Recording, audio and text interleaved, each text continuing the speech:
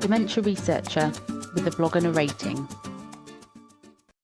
One of the most significant and prevailing challenges in academia over the last 10 years or so has centred around how best to support early career researchers in an evolving landscape, which has increasingly shifted towards a reliance on temporary insecure contracts, increasing workloads, and real terms drop in salaries.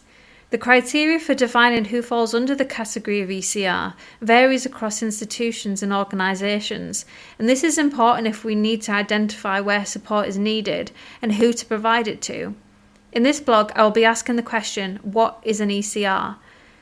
The question of what is an ECR is something I've been thinking about over the last 12 months since I transitioned from postdoc to lecturer. I still feel like an ECR, but since I now have a permanent position, am I technically no longer one? You may think that it doesn't matter at which point we are an ECR or at what stage we cease to be one, but when opportunities for funding schemes or participation at certain events exclusively target ECRs, it very much does matter who falls under the category of ECR, and I'll explain why shortly. It should be easy to define an ECR and it should be consistently applied, right? Except on both counts, the answer is no. To understand why, we need to remember that the term early career researcher, or ECR, is relatively new in academia. When I was a PhD student over 10 years ago, I don't remember the term existing, or at least it was not commonly used. Opportunities for PhD students and postdocs would be advertised for young researchers or young investigators. There were variations across disciplines, but back then, after a PhD in the biosciences, you would expect to do 3 to 5 years of postdoctoral research before getting a permanent faculty position. However, throughout my PhD, I noticed this starting to change and has continued to do so dramatically over recent years, with researchers finding themselves as perpetual postdocs, trapped in successive short-term contracts, often moving from lab to lab, city to city, and sometimes country to country. It is no longer uncommon to see postdocs in contract 10 years plus following their PhD.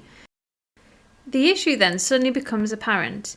If, for example, the term ECR was to loosely describe any researcher at the PhD or postdoc career stage, we are lumping together individuals who have not yet been awarded their PhD with those who are likely to have extensive experience supervising and maybe even the responsibility of running a lab on behalf of their PI.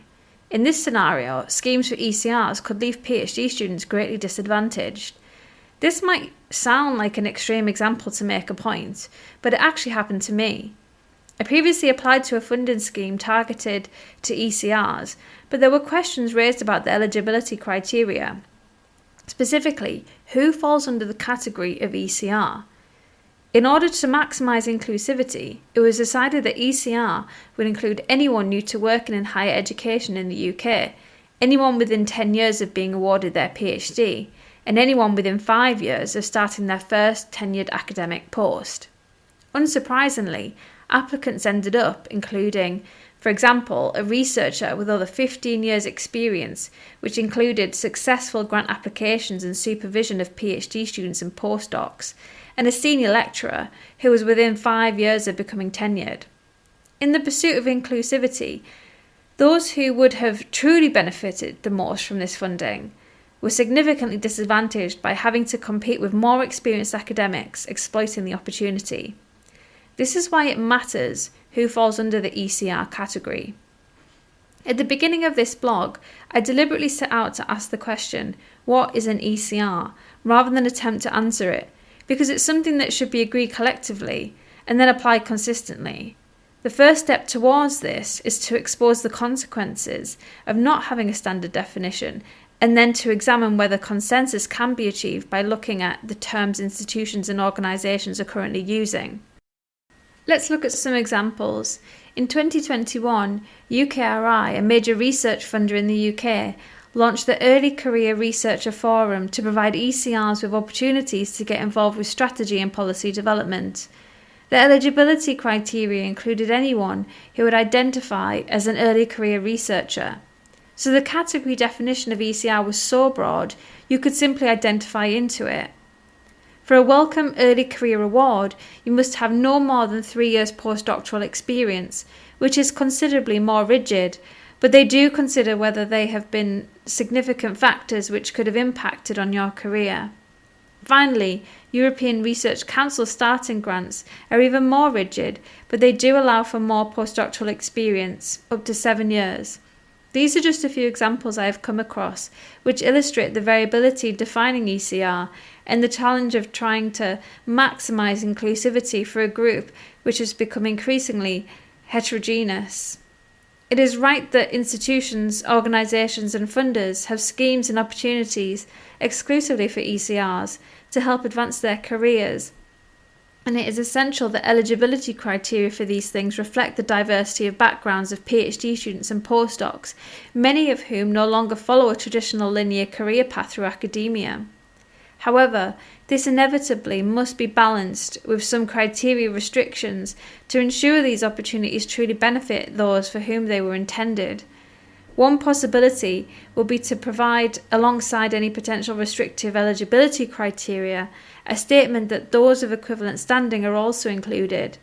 This would acknowledge that some researchers may not meet rigid criteria, but for a variety of reasons could still be considered to be at the relevant career stage. It would then be the responsibility of the researcher to make that case, and for the panel to judge accordingly. As for me, I do still feel like an ECR. As someone who has not followed a linear career path through academia, I have benefited from there being no single definition. However, I have also been disadvantaged when criteria have been too broad. On balance, I think we could greatly benefit from consensus criteria that best reflects the current experiences of researchers, with the flexibility to change in step with the evolving landscape of academia. Thank you for listening. Join the Dementia Research bloggers and share your own views.